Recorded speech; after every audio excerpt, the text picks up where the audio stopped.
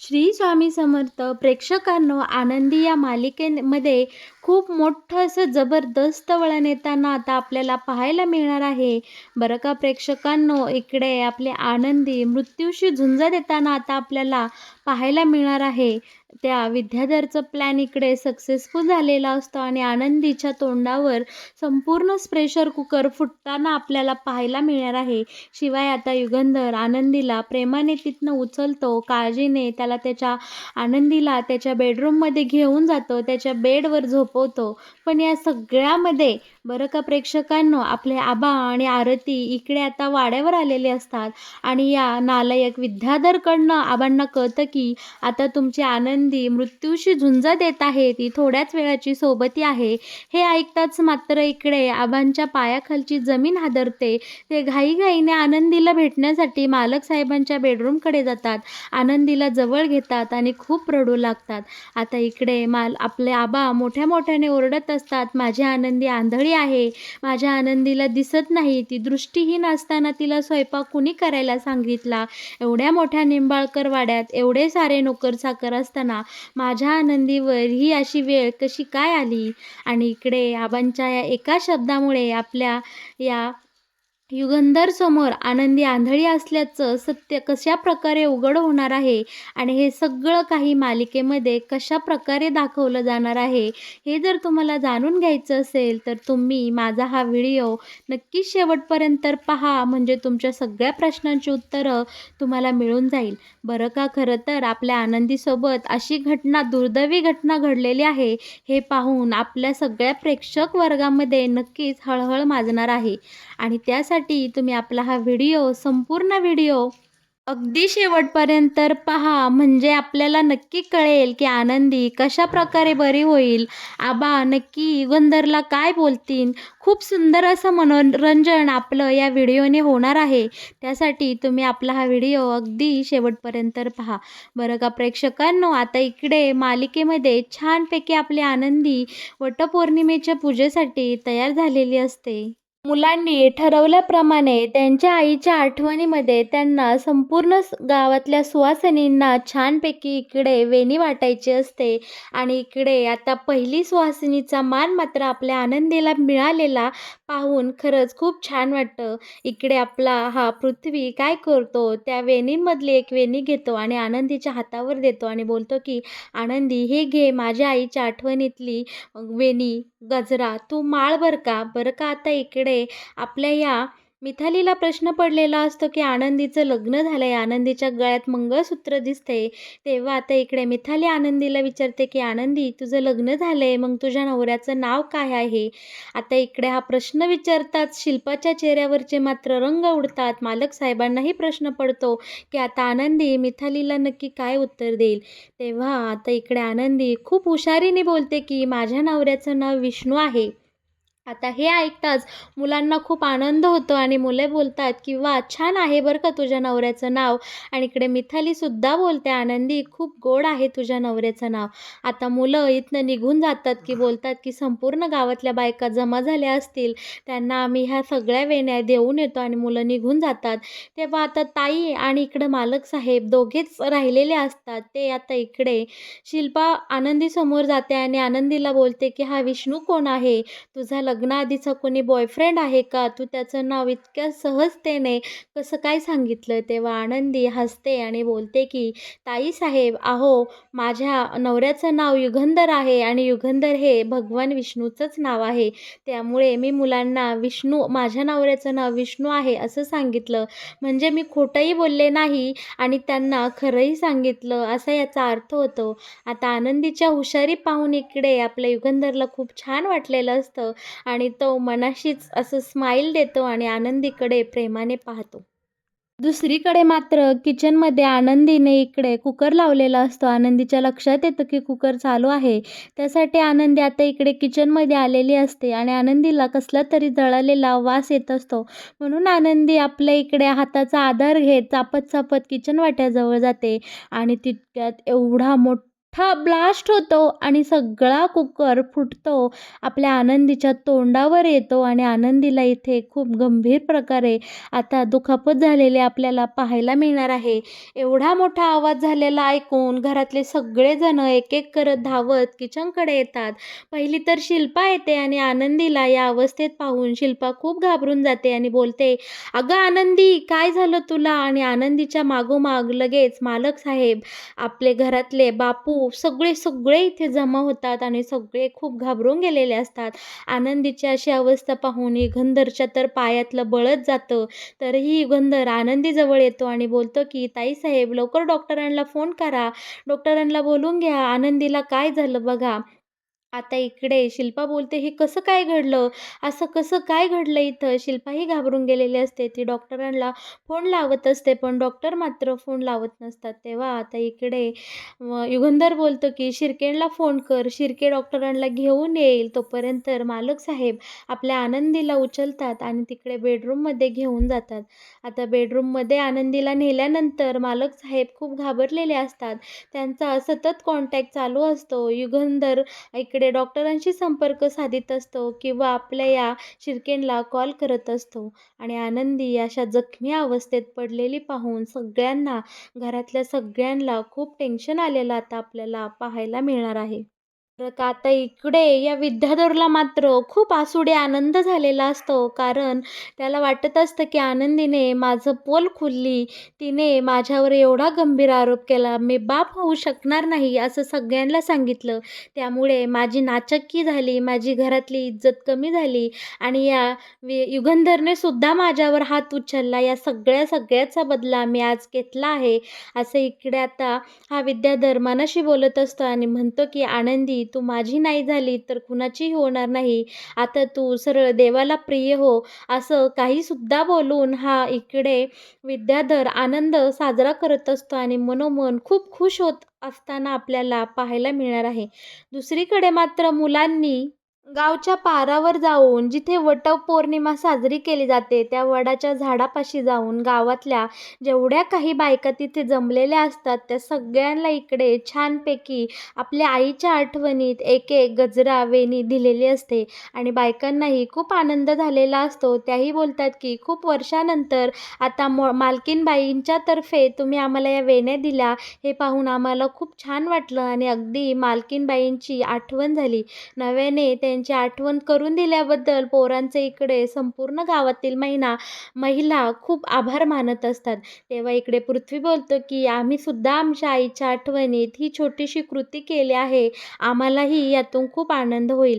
तेव्हा बायका म्हणत असतात, की "हो मालक साहेब, तसंही आज आम्ही आता खूप वर्षानंतर या वाड्याच्या मालकीनबाईसोबतच वटपौर्णिमेची पूजा करणार आहे. मालकीनबाई अजून आल्या नाहीत." तेव्हा आता मिथाली आणि पृथ्वीला प्रश्न पडलेला असतो, की आई तर या जगातून निघून गेली आहे. मग या बायका नक्की मालकीनबाई कोणाला म्हणत आहे?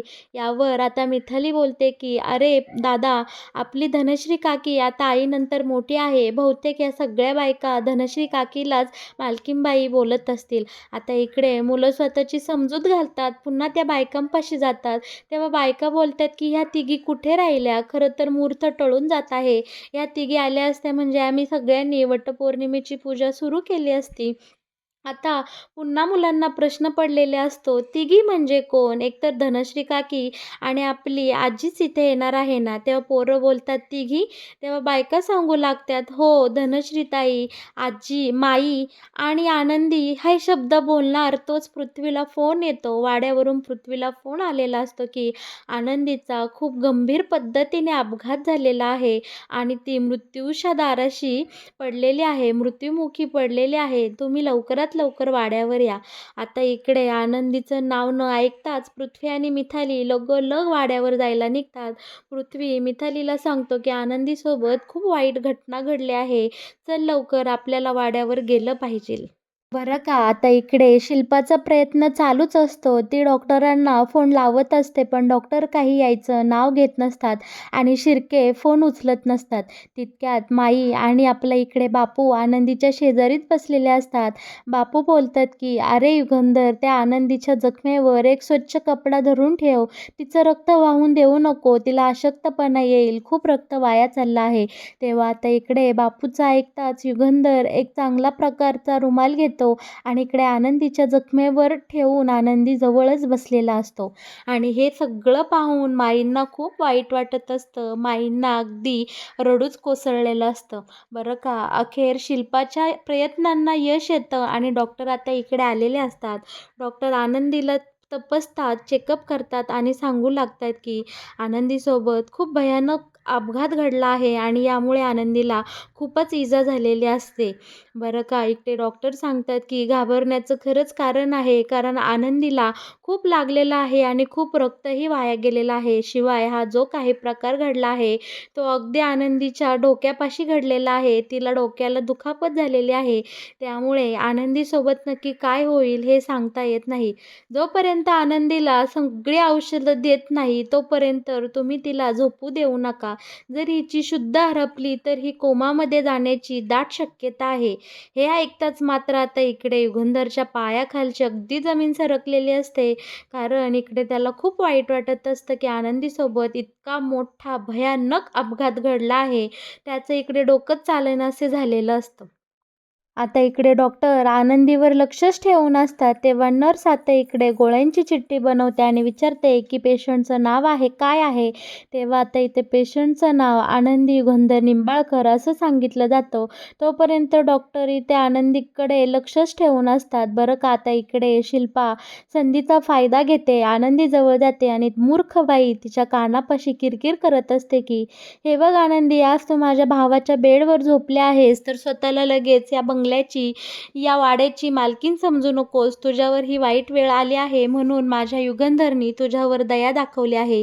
खरं तर इकडे आनंदीला काहीही ऐकू येत नसतं, तरीही बावळट बाई तिला जे बोलायचं ते इथं बोलतच सुटलेली असते. आता तिचं लक्ष इकडे युगंधरवर जातं, तर लगेच बोलते, "अगं आनंदी, बाळा उठ ना गं, का हे काय होऊन बसलं? तुला कसं काय लागलं?" लगेच इकडे चांगुलपणाचा आव आणत आनंदीची चौकशी करू लागलेली असते. बरं का, आता इकडे धावत पळत पृथ्वीसुद्धा वाड्यावर आलेला असतो आणि पृथ्वी इकडे आता सुनीताताईला बडबड करू लागलेला असतो की आनंदीसोबत हे कसं काय घडलं? बिचारी किती काम करते आणि सुनीताताई तुम्ही कुठे होतात? एकटीला आनंदीला स्वयंपाक का करून दिला? तुमचं सगळ्यांचं लक्ष कुठं होतं? तुम्हाला माहिती आहे ना त्या बिचाऱ्या आनंदीला दिसत. आता एवढे शब्द बोलताच पृथ्वीचं लक्ष आता इकडे समोर असलेल्या युगंधरकडे जातं आणि त्याला आठवतं की आतूनी काय सांगितलेलं असतं की इकडे तुमच्या वडिलांना कळता कामा नये की आनंदी आंधळी आहे. त्यामुळे तो युगंधर काय करेल, आनंदीला कामावरून काढून टाकेन. आनंदी बिचारी गरीब आहे असं. आता इकडे युगंधर तोंडातला शब्द तोंडातच ठेवतो आणि डॉक्टरांना विचारतो की डॉक्टर, आनंदीची तब्येत कशी आहे? डॉक्टर आता युगंधरला सुद्धा सांगतात की ही गोळ्या औषधं वेळेवर आनंदीच्या पोटात गेली पाहिजे, नाहीतर ती आता कोमात जाण्याची शक्यता आहे. लगेच इकडे युगंधर डॉक्टरांना बोलतो की द्या ती चिठ्ठी, मी औषधं घेऊन येतो. डॉक्टर ती गोळ्या औषधांची चिठ्ठी युगंधरकडे देतो, पण शिल्पाच्या लक्षात येतं की या चिठ्ठीवर मात्र असं लिहिलेलं आहे की आनंदी युगंधर निंबाळकर. आता ही चिठ्ठी जर पृथ्वीने वाचली तर पृथ्वीला कळेल की आनंदी त्यांची आई आहे, युगंधरची बायको आहे. आता इकडे ताईसाहेबांची वेगळीच खाटाटोप चाललेला असतो. ती चिठ्ठी आपल्या या पृथ्वीच्या हातून कशीबशी काढून घ्यायची. इकडे लगेच शिरक्यांचा वापर करत आता शिल्पा पृथ्वीकडनं ती गोळ्या औषधांची चिठ्ठी कशाप्रकारे काढून घेते हे तर आपण पाहणारच आहोत. आता इकडे शिल्पा बोलते की अरे पृथ्वी, शिर्के आणतीन, पण इकडे पृथ्वी बोलते की आतू, तुझं नक्की काय चाललं आहे? मी जर गोळ्या औषधं आणली तर काही प्रॉब्लेम होईल का? आनंदीला लवकर बरं वाटणं एवढंच आपल्याला हवं आहे ना? तेव्हा आता कसंबसं काहीतरी कारणं देत इकडे शिल्पा बरोबर पृथ्वीच्या हातून ती गोळ्या औषधांची पावती काढून घेते आणि शिर्केंक देते. सगळेजण आनंदी शुद्धीवर येण्याची वाट पाहत असतात. नेमकं त्याच वेळी आता वाड्यावर इकडे आबा आणि आरतीसुद्धा आलेली असतात. आणि हा मूर्ख विद्याधर लगेच आबांना आल्या आल्या आडवा जातो आणि बोलतो की आबा, मी तुम्हाला बोललो होतं ना आनंदीला माझ्यासोबत लग्न लावून दे. आनंदी आज जर माझी बायको असती तर तिच्यावर हा वेडावाकडा प्रसंग उद्भवलाच नसता. तेव्हा आबा बोलतो की नक्की तुला काय म्हणायचं आहे. लगेच इकडे विद्याधर सांगतो की आबा, अरे तुझी नात, तुझी लाडकी नात आनंदी शेवटची घटका मोजत आहे. ती आता कधीही देवाघरी जाईल. जा बरं तिला भेटून घे आणि बघ तिला काय तुला सांगायचं आहे का. आता हे एवढे शब्द ऐकल्यावर इकडे आबा मात्र खूप रागवतात आणि या विद्याधरची डायरेक्ट रागाने कॉलर धरतात. आता कॉलर पकडल्या पकडल्या विद्याधर बोलतो, ए म्हाताऱ्या सोड मला, मी काय देव लागून गेलो का तू माझी कॉलर धरतो. खरंच जा बघ तुझी नात तिकडं मृत्युमुखी पडली आहे, मृत्यूशी झुंज देत आहे. खरं तर या वाड्यावर तिला कुणीही कधी इज्जत दिली नाही. पण इकडे झालं काय, या गॅस वाट्यावर खूप मोठा कुकरचा स्फोट झाला आणि तुझ्या लाडक्या नातीच्या डोक्याच्या चिंधड्या चिंधड्या झाल्या आहे आणि ती आता तिथे वरती शेवटची घटका मोजत आहे. तुझी नात कधीही हे जग सोडून जाईल. आता एवढे शब्द ऐकल्यावर मात्र आरती आणि आबाच्या पायाखालची जमीनच हादरलेली असते. आबा इकडे कसाबसा स्वतःला सावरतो आणि युगंधरच्या रूमकडे धावत पळत आरती आणि आबा सुटतात, कारण त्यांना काहीही आता सुचत नसतं. इकडे विद्याधर मात्र या सगळ्यांची फक्त गंमतच पाहत असतो. आबा आणि आरती आता युगंधरच्या खोलीकडे जातात आणि खरोखरच आनंदीला असं मृत्यूशी झुंज देताना पाहत आबांचं मात्र इकडे काळीजच फाटून गेलेलं असतं. आनंदीला अशा अवस्थेत पाहून आबा आनंदीजवळ जातात आणि बोलतात की अगं आनंदी, काय झालं तुला. अगं बाळा, काय झालं. माझी खरंच खूप मोठी चूक झाली का. मी तुला या वाड्यामध्ये लगीन करून पाठवलं, मालक साहेबांच्या हातामध्ये तुझा हात दिला आणि बाळा हे काय होऊन बसलं आहे. तू कशासाठी किचनमध्ये काम करायला गेली होतीस. अगं आनंदी, या निंबाळकर वाड्यावर नोकरांची काही कमी आहे का. प्रत्येक कामासाठी एक व्यक्ती इथे नेमला गेलेला आहे. मग तू किचनमध्ये नक्की काय करत होतीस. बाळा अगं तुला काय झालं. आता मी तुझ्या आईवडिलांना नक्की काय उत्तर देऊ, कारण त्यांनी तुमच्या तिघी बहिणींची जबाबदारी माझ्यावर दिली होती आणि हे आज काय होऊन बसलं आहे. भगवंता, काय केलंस तू माझ्या आनंदीसोबत. आता इकडे आबा खूप मोठा आक्रोश करू लागलेले असतात. आरतीही बोलते की अगं आनंदी बाळा, काय झालं तुला, उठ ना गं. पण आनंदी मात्र इकडे कोणाच्याही प्रश्नांची उत्तरं देऊ शकत नसते. आनंदीच्या ध्यानीमनी फक्त एकच असतं की मला वटपौर्णिमा करायची आहे, मला वडाच्या झाडाची पूजा करायची आहे, मला मालक साहेबांच्या दीर्घ आयुष्यासाठी पूजा करायची आहे. इकडे ग्लानीमध्ये असताना आनंदी फक्त हेच फुटफुटत असते. तेव्हा आता इकडे आबा बोलतात की माझ्या आनंदीला नक्की काय झालं. तेव्हा मालक साहेब सांगतात, आनंदी स्वयंपाकघरामध्ये स्वयंपाक करण्यासाठी गेली होती आणि तिथे कुकरचा ब्लास्ट झाला आणि आनंदीच्या अंगावर तो कुकर फुटला आणि त्यामुळे आनंदीला एवढी दुखापत झाली आहे. डॉक्टरांनी सांगितले की आनंदी जर शुद्धीवर आली नाही तर ती कोमात जाईल. कोमात जाईल हे शब्द ऐकताच आबांचा आवाज इकडे खूप मोठा वाढतो आणि आबा इकडे युगंधरला जाब विचारतो की मालक साहेब, तुम्ही लग्नामध्ये मला वचन दिलं होतं की माझ्या नातीची रक्षा करसान, माझ्या नातीला हवं ते सगळं पुरवसान. अहो मालक साहेब, माझी नात आंधळी आहे, तिला काही दिसत नाही. मग तुमच्या घरात एवढे सारे नोकर चाकर असताना तुम्ही माझ्या आनंदीला एकटीला स्वयंपाक करूच का दिला. तुम्ही आनंदीला स्वयंपाकघरात का पाठवलं.